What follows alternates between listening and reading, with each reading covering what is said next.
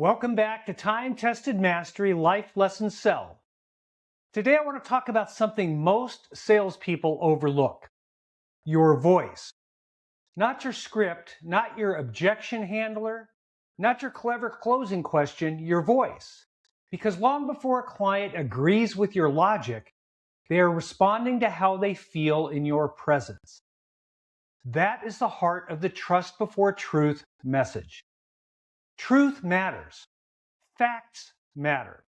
Market knowledge matters. Contract knowledge matters. But here's the problem. If the client does not feel safe with you, your truth may never get heard. A buyer can be sitting across from you while you explain the market perfectly and they still resist. A seller can hear your pricing recommendation and still push back. A client can ask a serious question, and if your answer comes out rushed, defensive, weak, high-pitched, scattered, or uncertain, they may not trust the answer, even if the answer is technically correct. That is why week 3 of my Control Before Confidence course is focused on voice control, resonance, pace, pitch, and calm authority. Now that may sound basic, but it is not. This is not about sounding like a radio announcer. It is not about becoming theatrical. It is not about pretending to be someone you are not. It is about learning how to control the instrument that carries your message. Because your voice either reduces sales friction or creates friction. Your voice either creates calm or creates anxiety. Your voice either supports trust or weakens it. And for sales professionals, especially real estate professionals, that matters. Think about the conversations we have every day. Why should I sign a buyer representation agreement? Why do I need to get pre-approved before looking at homes? Why can't we just try a higher price? What happens if the inspection finds problems?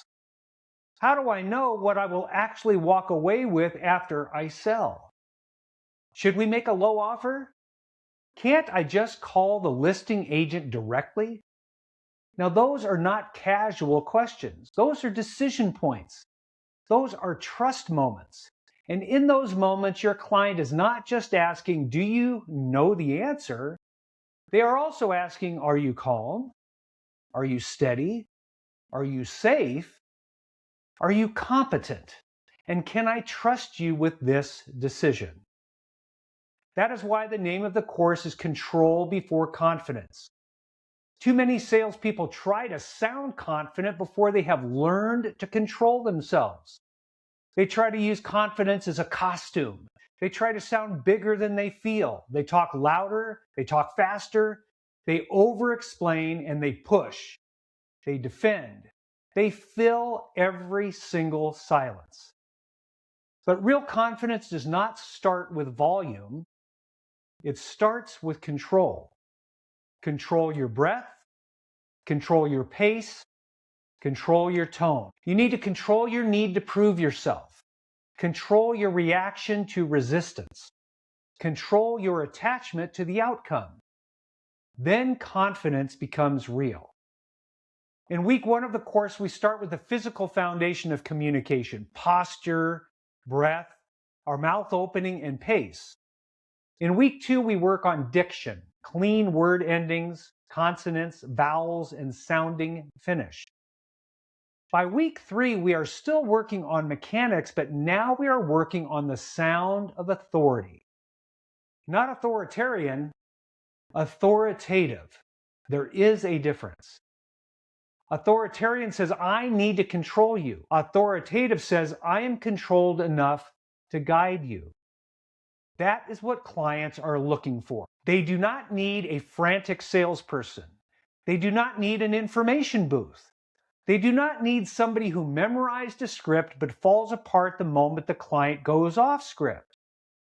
They need someone who can stay steady when the conversation gets real. One of the first things we worked on in week 3 was resonance.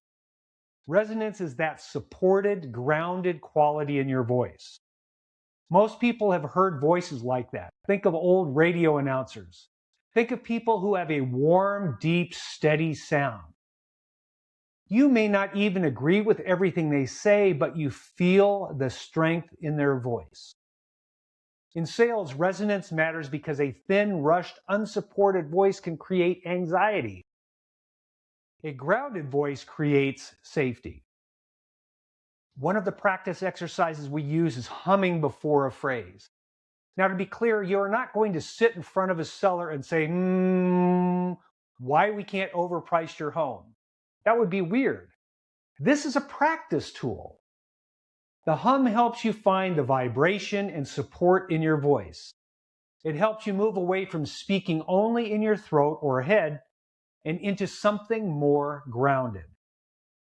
You hum privately, then speak in real estate phrases. Why do I need to get pre-approved before seeing homes? What happens if the inspection finds problems? Have you thought about what overpricing your home could do to your net proceeds? Again, the point is not the hum. The point is training your body to support the message before the words come out. The second major piece is pace. This is where a lot of salespeople lose trust. They know the answer, or they think they know the answer, and they rush to get there. Sometimes they rush because they are nervous.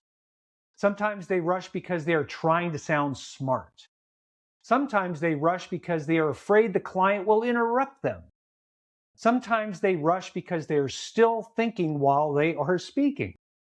And when that happens, the client gets left behind.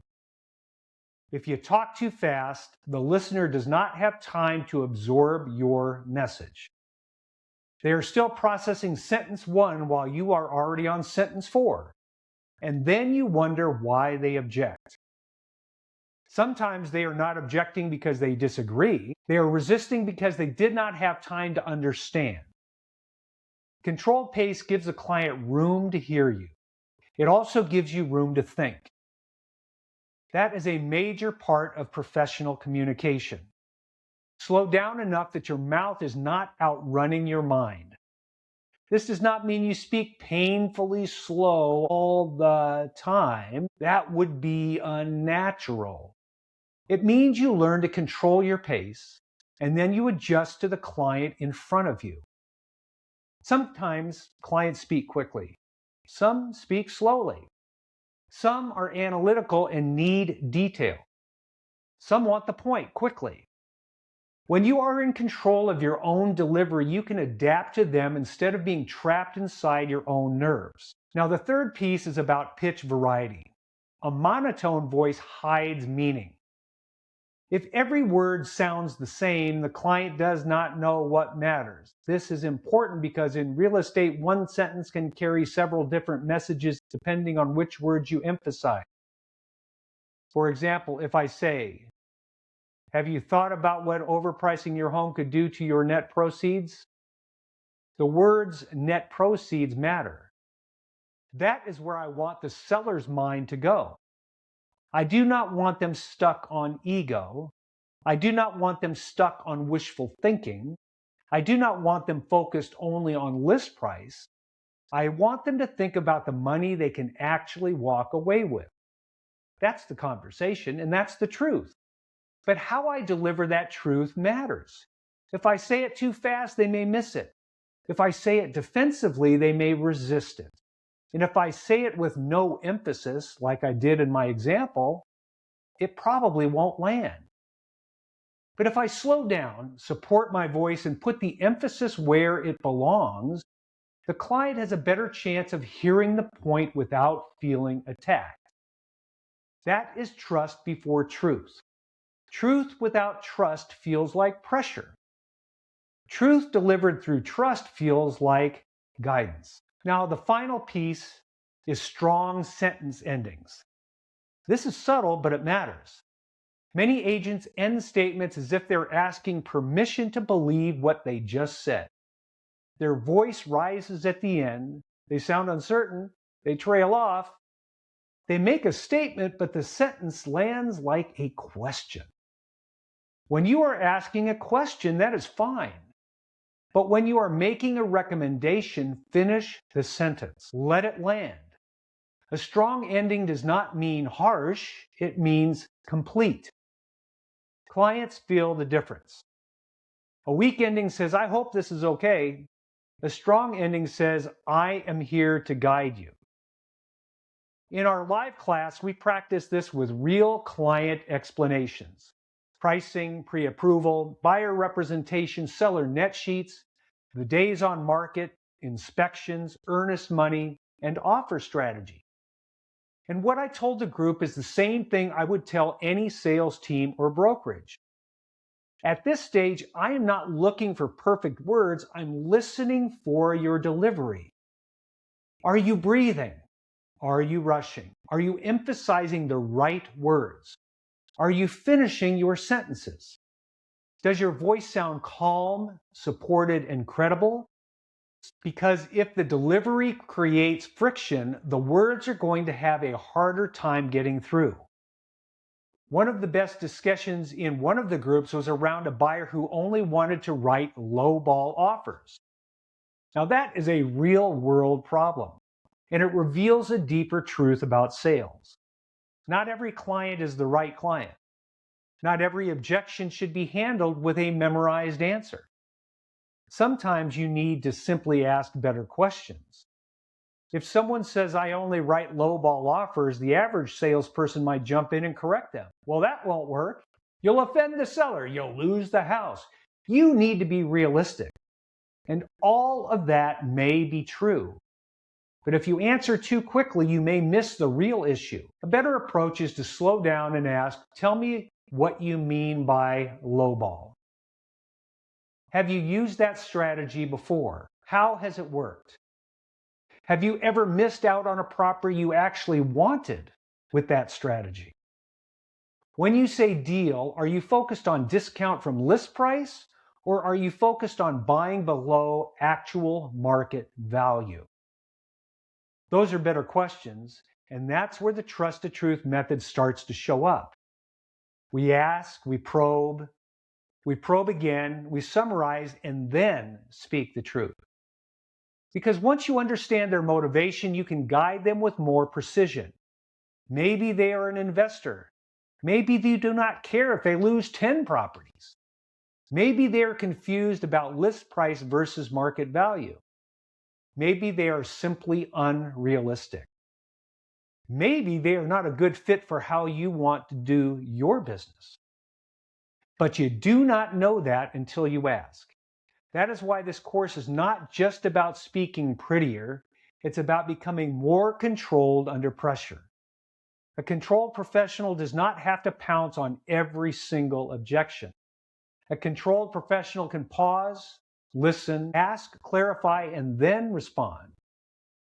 That is what separates a trusted advisor from an anxious salesperson. And that is why this work matters so much for brokerages and team leaders. Most sales training jumps straight to words, scripts, dialogues, objection handlers, closing lines. Those things have value. I have used scripts for decades. I use them as a blueprint. I still believe in prepared language. But if you give powerful words to an uncontrolled salesperson, you may create more unnecessary pressure, not more trust. The words are not enough. The person carrying the words has to be trained. That is the gap control before confidence is designed to fill.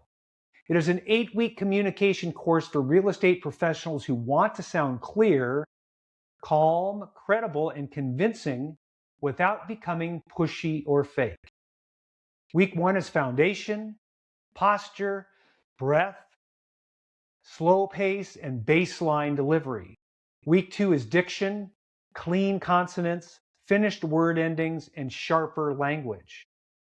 Week 3 is voice control, resonance, pace, pitch, emphasis, and calm authority. Week 4 moves into thought organization, So agents stop rambling and start answering questions with structure. Week 5 works on objection handling without becoming defensive or scattered. Week 6 builds delivery presence and client command. Week 7 works on persuasion and connection without manipulation. Week 8 brings it all together into a final message that is stronger, clearer, and more useful. The outcome is not fake confidence. The outcome is control. Self-control, because when agents control themselves, clients feel safer. When clients feel safer, they listen better. When they listen better, the truth has a place to land. That is the message I bring into my keynotes as well. Trust before truth. If you are a broker, team leader, association leader, or event planner, this is the conversation your people need to hear.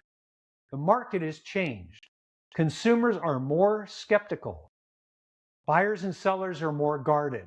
They have more information than ever, but often with less clarity. They are tired of pressure. They are tired of being sold.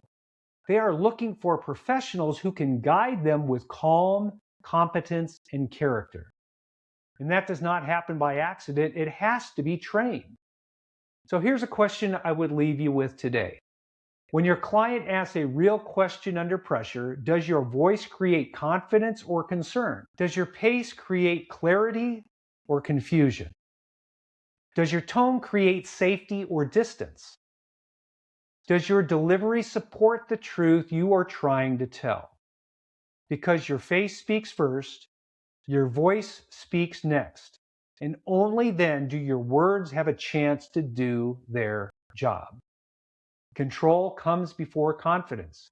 Trust before truth. That is the word. So, this is Mark Dolan with Time-Tested Mastery Life Lessons Sell. If you are interested in bringing the Trust Before Truth keynote or the Control Before Confidence 8-week course to your brokerage, visit timetestedmastery.com. Let's help your people communicate with more clarity, calm, credibility, and trust. Because in sales, people are still the point, and truth follows trust.